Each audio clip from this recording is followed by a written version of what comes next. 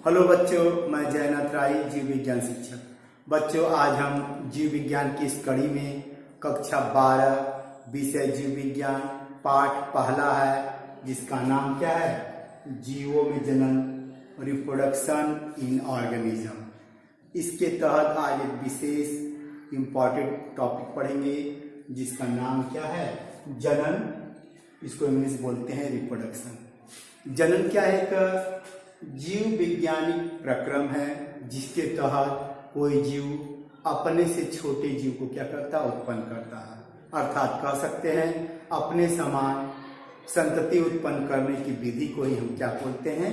जनन करते हैं। आइए अब देखते हैं जनन का क्या महत्व है। पहला है प्रजाति की निरंतरता। कोई भी जीव क्या करते हैं? अपनी वंशावली को बनाए रखने के लिए सदैव निरंतर क्या करता है? जनन करता रहता है, जिससे उनकी प्रजाति का अस्तित्व इस पृथ्वी पर बना रहता है। ये पहला महत्व है किसी भी जनन का। दूसरा देखते हैं जैव विकास में मदद। हम जानते हैं जनन के दौरान जीव में क्या होता है? बदलाव आता है। वही बदलाव क्या बनता है? विभिन्नता का कारण बनता है। और विभिन्नता ही क्या है? जैव विकास का क्या है? आधार बनता है। इस तरह कह सकते हैं कि अप्रत्यक्ष या प्रत्यक्ष रूप से जनन क्या करता है? जैव विकास में मदद करता। तीसरा है पारिस्थितिकी संतुलन। हम जानते हैं कि पृथ्वी पे जीव क्या हो? जन्म लेते हैं, साथ साथ मरते भी हैं। तो जो जीव मरते हैं उनको बैलेंस करने के लिए जीव क्या करते हैं? जनन के द्वारा उनके संख्या को बनाए रखते हैं, जिससे पर्यावरण क्या होता है? संतुलित बना रहता है। चौथा जो है जनन का महत्व है खाद्य सुरक्षा।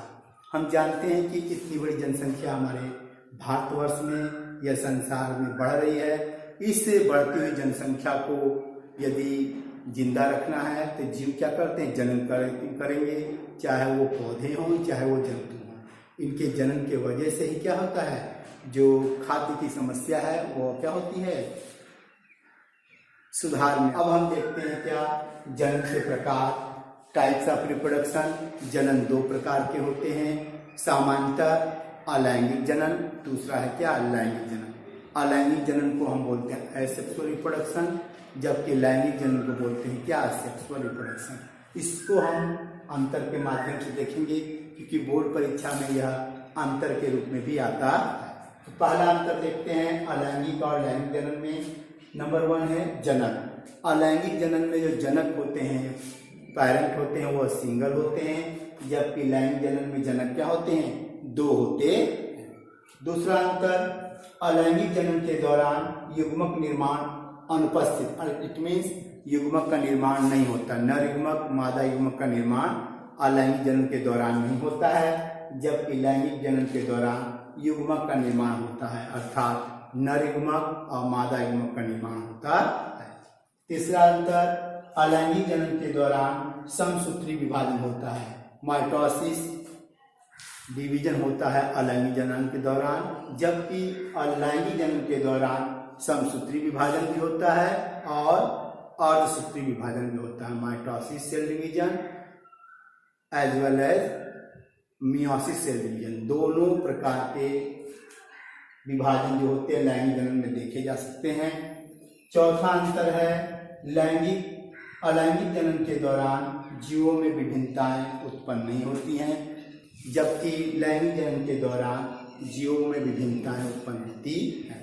इसीलिए अलैंगिक जनन के द्वारा जो जीव उत्पन्न होते हैं वह जैव विकास में मदद नहीं करते हैं, जबकि लैंगिक जनन के द्वारा जो जीव उत्पन्न होते हैं उनमें विभिन्नताएं होती हैं। और विभिन्नताएं क्या हैं? जैव विकास का आधार बनती है। अलैंगिक जनन के दौरान जो संतान उत्पन्न होते हैं वह आकार के रूप में और आनुवंशिक रूप में एक समान होते हैं। तो ऐसे जीवों को हम बोलते हैं क्या? क्लोन बोलते हैं। क्या बोलते हैं? क्लोन्स। अलैंगिक जनन के दौरान विभिन्नताएं न के बराबर होती हैं, इसलिए जो भी संतान उत्पन्न होती है एक दूसरे क्या होते हैं? वो क्लोन्स कहलाते हैं। इस तरह बच्चों हमने एक छोटा सा टॉपिक पढ़ा जिसका नाम है जनन, साथ ही साथ अलैंगिक जनन और लैंगिक जनन में अंतर को पढ़ा। तब तक के लिए नमस्कार, धन्यवाद।